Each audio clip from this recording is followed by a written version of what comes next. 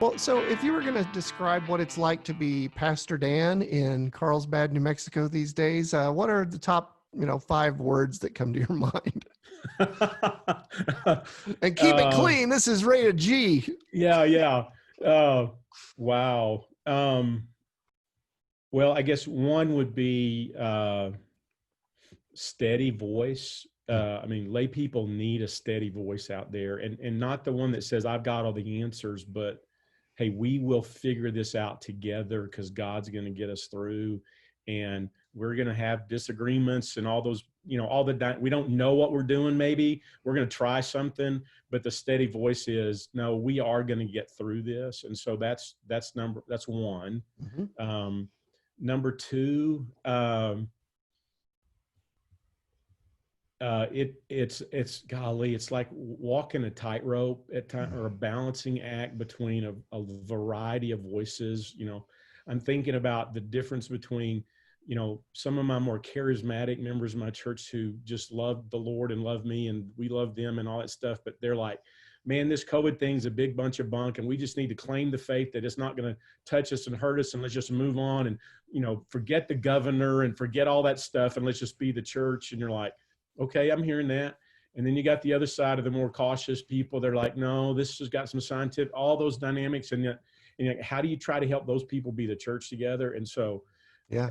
and you're like, man, this is a balancing act that I feel like at times I'm going, man, I'm getting pulled in so many different directions. So that's the other one of the dynamics. Well, it's good that your first career was in circus work. Yeah. The challenge of at times just going, man, I got to really focus and pour into my staff and deal with that dynamic and keep those relationships as healthy and strong as possible. Because those are the people I'm interacting with, maybe more than lay people. But if you have a staff, if you're a pastor that has a staff, you've got to take care of that issue and work through all those dynamics, that sort of thing. Fourth one for me is somewhat of a personally prophetic dynamic, and I'll deal with the challenges of the racial dynamic and what's going on with that dynamic. And of course, Carlsbad's an environment that's different. I mean, the African American population here is right at only about 8%. It's obviously more of a Hispanic Anglo dynamic here. So some of the dynamics that's going on in our nations can seem for many people very distant, and not really, impactful. And honestly, after being 11 years here and hearing people's stories and stuff, Carlsbad surprisingly actually has dealt with the issue of white-black relationships through history and time fairly well as a community. So the animosity and the anger is not really there in our community. But the other dynamic is, honestly, some of my folks just almost can't even see or want to admit the reality of racism and the systemic side of it. And so how do you have conversation? Then we, as a church, we only have about 10 active African-American members, a couple of families. And so how do you, I've made effort to personally reach out to them, as families and individuals, say, how are you doing? What's going on? And just just listen, hey, tell me what you need to tell me as a friend and as a pastor about what's going on. And so I've done that, but it's a challenge. There is a group of people that is mixed race in our town that is called Black Lives Matter Carlsbad. They're not officially associated with the Black Lives organization, just that movement. And they've had a couple of protests or standing at the courthouse and those kind of things. And I made the personal decision to go join them and be there. And so, and what I was blessed to find out is that when many of my lay people found out about it, they were like, well, that's Dan, that's who he would be. So it wasn't a surprise to them. But for some of them, they were like, they wouldn't do it themselves, but so it's that more personal prophetic. I've preached one sermon about it, not fully and directly, but a content. So I felt that was needed to address, but I also felt given all the anxiety and the anger and all the other dynamics related to everything else going around it, I thought people aren't going to hear what I need to say in the middle of the dynamic right now. I need to just wait for a while. So that's what I've chosen to do. Yeah.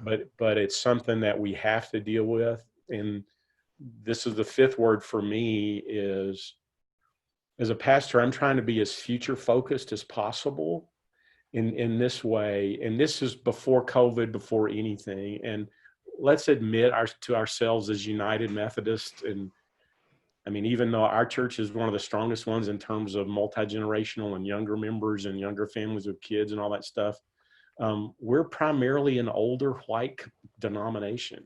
Yeah. And if we aren't honest with the fact that we're really having a hard time across the board connecting with Gen Zs and younger millennials and all of that dynamic. And there's a variety of reasons for that, but if we don't own that honestly, we don't have a future. And what I know is the younger millennials and younger Gen Zs in my congregation that are predominantly white or Hispanic, but mainly Hispanics that are more inculcated in the white culture than the Hispanic culture.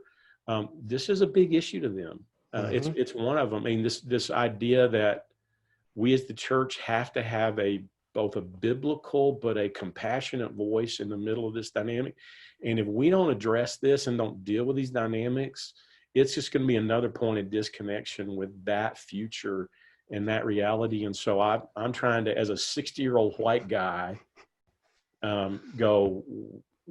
And it's more than that. It's not just the pragmatic side of it. I think it's a God issue.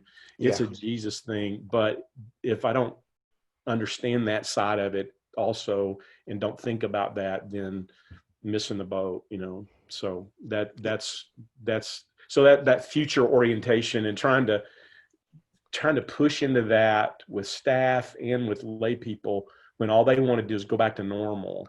And the problem is normal is really 20 years in the past rather than the future. And that's just a challenge.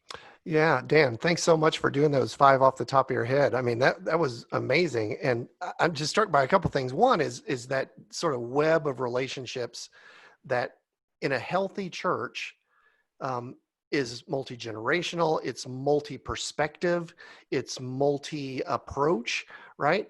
Yeah. And your congregation sort of embodies that.